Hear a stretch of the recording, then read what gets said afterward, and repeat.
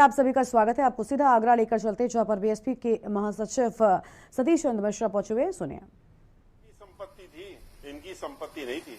Bharatiya Janata party की संपत्ति नहीं थी वो, लेकिन इन्होंने बेच करके, चाहे तेल कंपनियां हो, चाहे बैंक हो, चाहे हवाई जहाज बनाने वाली कंपनी हो, चाहे गैस अथॉरिटी हो, इन्होंने तो एक एक करके सारे उपक्रम, और जब बचा तो रेलवे को भी बेचने का काम कर दिया, लाइफ इंश्योरेंस कॉर्पोरेशन को भी बेचने का काम कर दिया।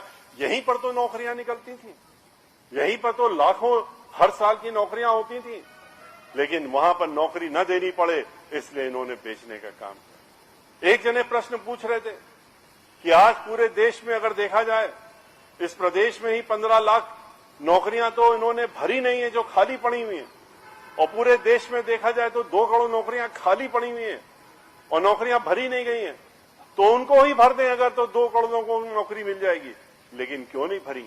इसके पीछे भी तो एक उद्देश्य है, इसके पीछे भी तो एक षड्यंत्र है, और षड्यंत्र ये है कि अगर नौकरी भर देंगे तो जिनको बेचना है इन संस्थानों को, वो लोग कैसे खरीदेंगे? वो क्यों खरीदेंगे?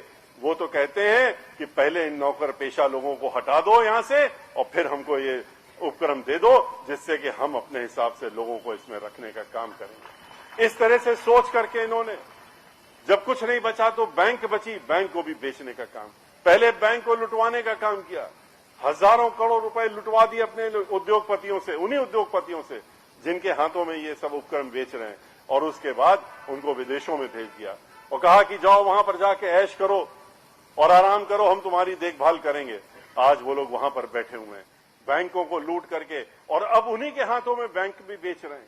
पहले बैंक को कंगाल करा, फिर उसके बाद उस बैंक को सस्ते दामों में उनको बेचने की योजना बना रहे हैं सरकारी बैंकों को। आज उत्तर प्रदेश में जहां जहां सरकारी नौकरियां होती थी, चाहे वो जल निगम हो, चाहे वो पीडब्ल्यूडी हो, चाहे वो नगर निगम हो, चाहे वो नगर पालिका हो, चाहे वो ब्रिज कॉर्पोरेशन हो, चाहे इस तरह की जितनी भी संस्थानें हो, उसी में तो उत्तर प्रदेश के लोगों को नौकरियां मिलती थी।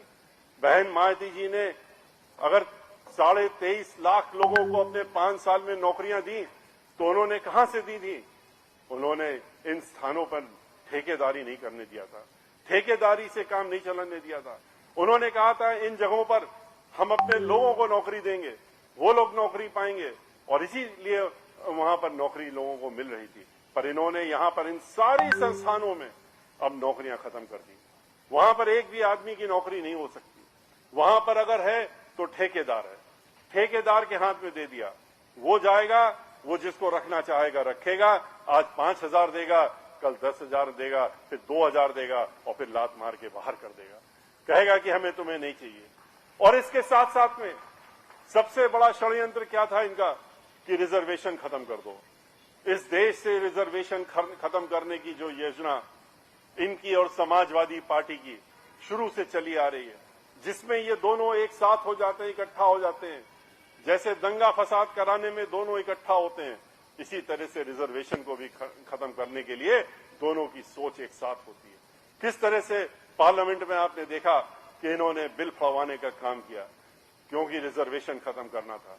रिजर्वेशन खत्म करते करते इन्होंने जो अपर कास्ट समाज के लोगों को नौकरियां मिलती थी 50%, इन्होंने वो भी खत्म कर दी। इन्होंने एक साथ दोनों तरफ निपटा दिया, इनको भी खत्म कर दिया और उनको भी खत्म कर दिया।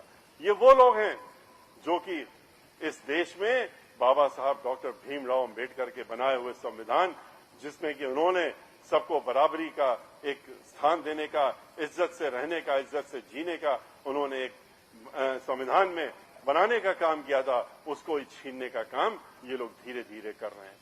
आज पूरे प्रदेश में आपने देखा कि किसानों से क्या कहा था इन्होंने। अभी हमारी किरण जी कह रही थी, किसानों से कहा था 2 गुनी आमदनी कर देंगे। 2 गुनी आमदनी तो नहीं कर दी, उनकी जमीन छीनने की योजना बना ली। 4 काले कानून लेकर के आ गए कि उनकी जमीन भी इन उद्योगपतियों को दे दें। 15 महीने तक किसान जो है पूरे प्रदेश में, पूरे देश में आंदोलित रहा। 700 से ज्यादा लोग मर गए, शहादत हो गई उनकी। इसके बाद भी ये नहीं पसीजे तो लखीमपुर में इन्होंने गाड़ी से कुचल करके मारने का काम भी किया, और उनके और अब रुक करते खबरों की ओर।